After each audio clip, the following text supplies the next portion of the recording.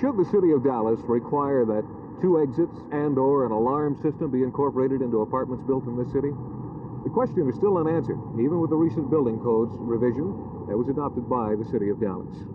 Some councilmen feel that maybe these things should be incorporated in the code. We talked with the Dallas Apartment Association president, Mr. R.F. Reynolds, about that question this afternoon. I think the best standard, the best way to get at fire safety is through fire ratings or the use of the right type of materials. On this business about having 2 exits, is it necessary in these larger apartments? I think it's necessary and desirable. Mr. Reynolds, do you find that there are more apartments being built with 2 exits now in Dallas? Yes, sir. Most modern apartment builders today do provide 2 exits. Is this a trend that you see continuing? Yes, sir, I do. And in addition to this, you must classify apartments between the garden 1 or 2-story type structure versus the mid or high-rise. And the conditions or requirements for safety are entirely different in how they are to be approached. Another question to come before the Dallas City Council tomorrow will be whether or not there should be an anti-lead ordinance for gasoline in the city of Dallas, such as the one that's already been adopted by the city of Buffalo, New York. City Councilman George Allen is the man who introduced the measure and had City Attorney Alex Bickley draw it up. But now there seems to be some question as to whether or not lead in gasoline really is a pollution factor. Ethel Corporation's Joel Ziegler talked with me this afternoon about that problem.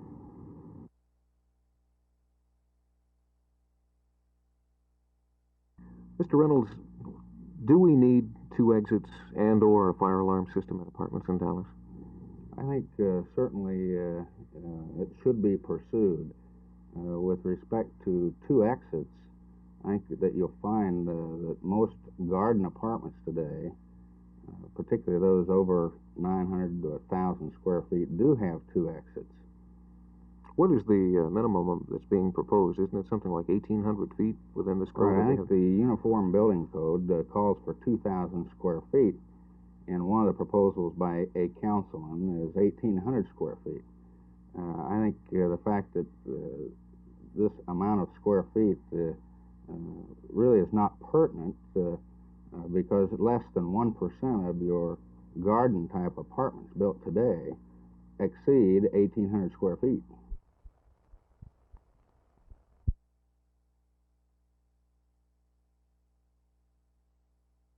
In Plano, we've not had the serious service difficulties that were experienced here in Garland.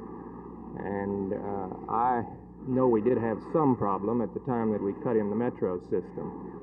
The Bell people in Dallas were cutting their trunks, and we were cutting our trunks and doing rearrangements. This affected some 2,500 trunks in about 7 days, and this did cause some difficulty. But other than that, we've not had a real serious problem in Plano. The service has been right good. We'd like to have it better, and we're working very hard for it to be better, but I don't think it's a real serious problem there. What about direct distance dialing? These people say that they were supposed to get it and they want it. Well, we've never made a commitment on direct distance dialing that we didn't plan to meet or don't plan to meet now. Our original commitment on direct distance dialing was for the end of this year, both in Garland and in Plano, and we'll meet or better that.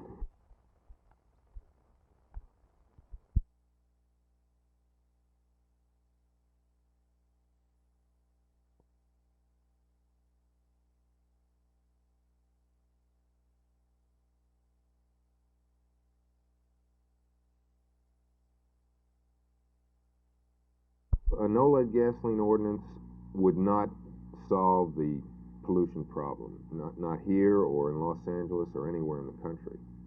It's not the lead in the gasoline that is the major contributor to pollution. There are other factors involved.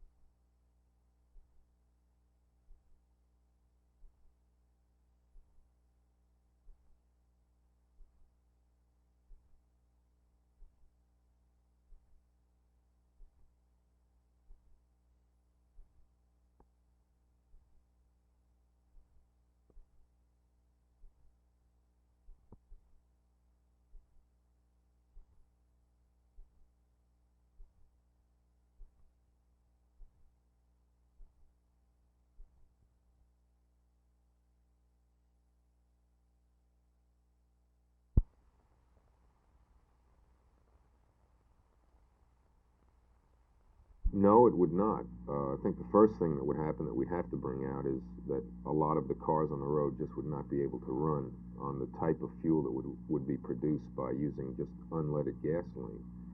And lead itself is not a contributor to smog or the type of air pollution that we know as smog. Lead comprises a very, very small amount of the total emissions of an automobile.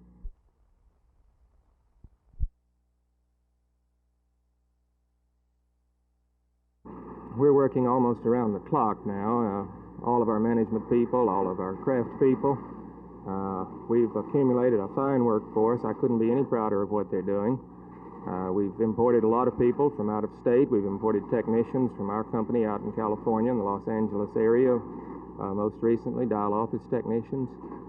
We've just had people coming in from all over. We've had a massive training program going, and we are developing one of the real quality forces, I think, in the industry. The average Garland or Plano or whatever citizen in these metropolitan areas comes to you and says, Mr. Newman, my service isn't what it ought to be. What do you say? Well, I like to talk in particulars, and I have to know what his particular service problem is. There are none that aren't correctable, and I try to convince him of that. I do recognize that, particularly in this area, that GT&E as a corporation has an image which is not quite what it should be. And perhaps we've done some things in the past that have caused that particular image. We're working very hard to change it. I hope the public will allow us to do that.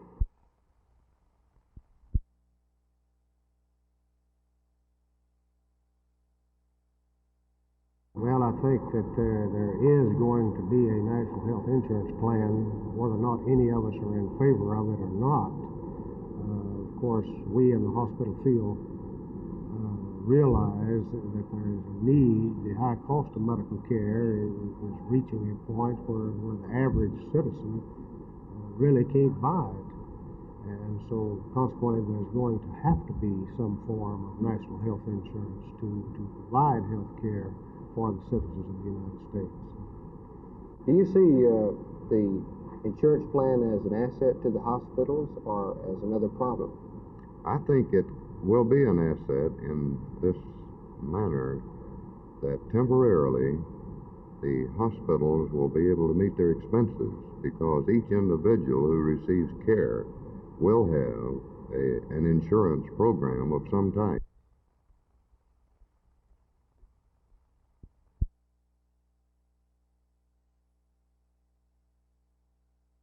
Operation Get Involved is a program that has been instigated by Chief Dyson, which is to organize citizens within the city of Dallas to use their eyes and ears for crime prevention work.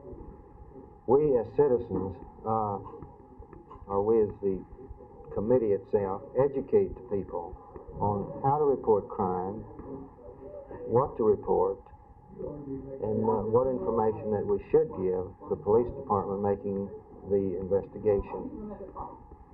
As you know, we have a wonderful chief, Chief Dyson, and we as citizens of Dallas must back him 100% in reducing the crime rate within our city.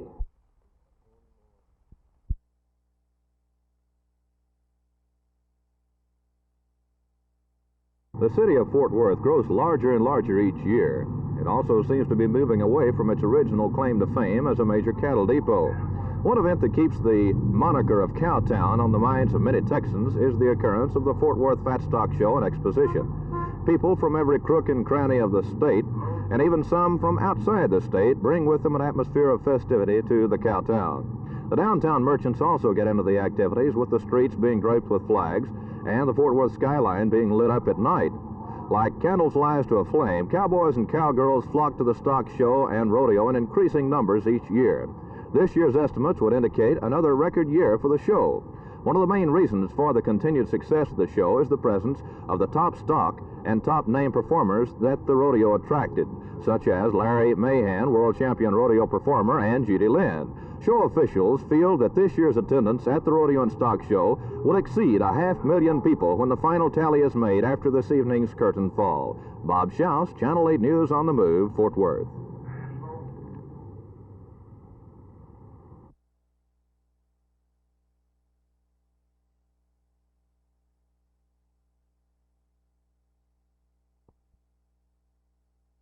I'm not familiar with the operations of the Dallas office. As I mentioned earlier, we have some 1,000 community action agencies. I think these are run through, supported through our regional offices. Mr. Griffith may want to comment on a particular situation in Dallas, which I'm not familiar with.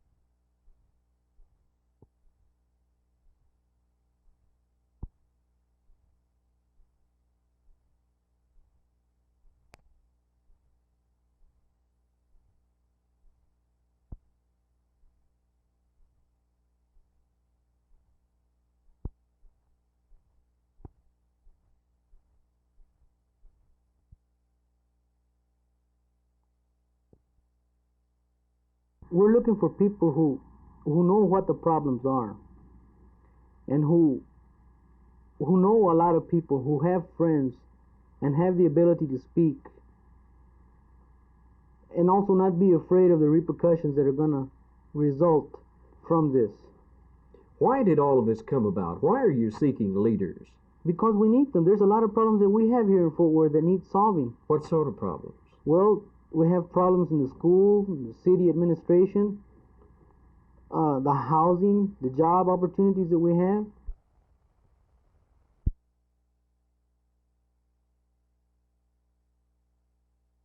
Well, I think it needs more than just dwelling on rank, because I think I tend to react to that. Actually, I see it as a greater opportunity, first to be of service, and secondly, I see it as another manifestation of credibility to the President's oft-announced intention to open the doors wider for people of all ethnic backgrounds. What will be your duties? My duties will mainly surround the regional offices, and the main segments of the Office of Operations include the Community Action Programs, Migrant Division, Indian Division. Do you see a good future for the OEO? Yes. Actually, it would be great if there were no future for this type of action, if we could wipe out the problems of poverty. But realistically, as long as there are these types of problems existing, there will be somewhere, somehow, some way, the need for this type of advocacy for the low-income people.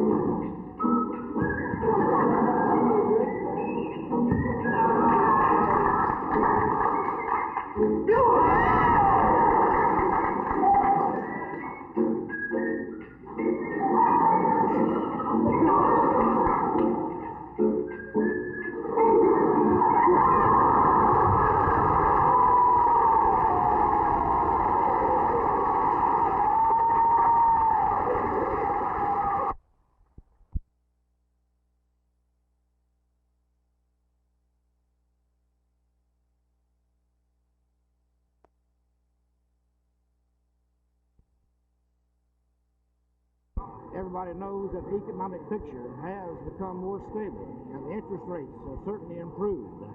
In fact, every economic condition is much better today than it was the last time we put this project aside. And because of all these indications, I thought it was time to get back on the subject of building a new city hall. So I made the motion to instruct the city manager to proceed. And I believe that just about covers it.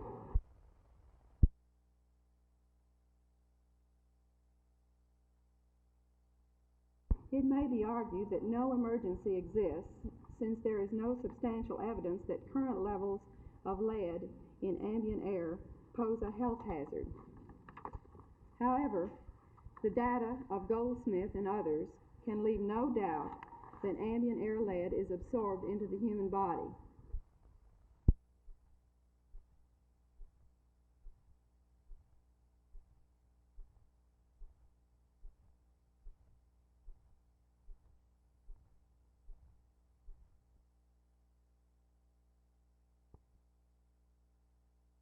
I would like to introduce to you and through you to the nation President Nixon's new nominee to be Assistant Director of OEO for Operations, Philip Sanchez, who is sitting here to my right. The job of Assistant Director of OEO for Operations is the job I held before I assumed my present responsibilities.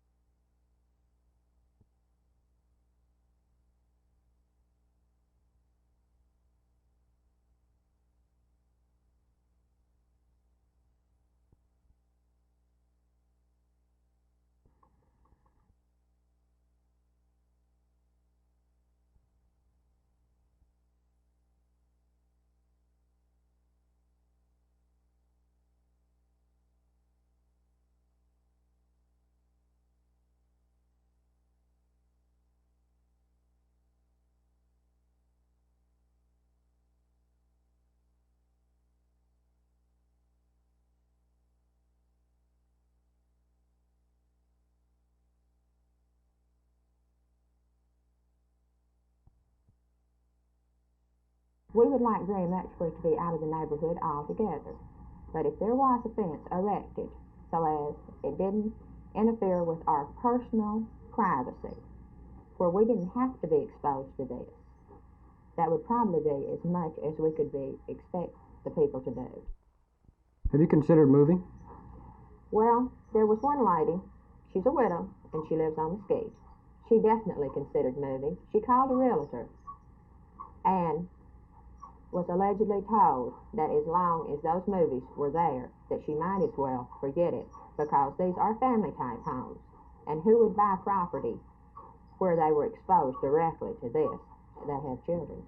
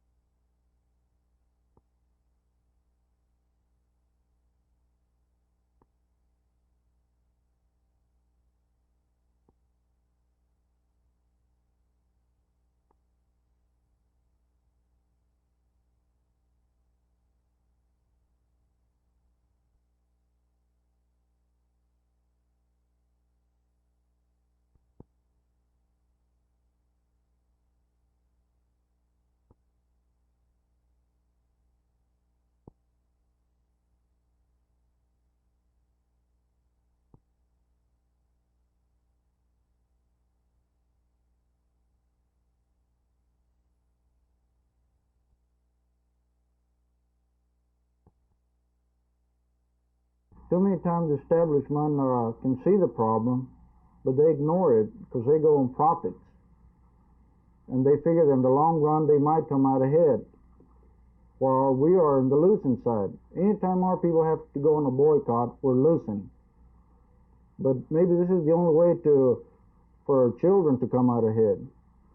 One thing that I believe the Mexican-American are becoming very inclined now is in the political field. They have found out that ballots, at least this is the way I feel, are better than bullets.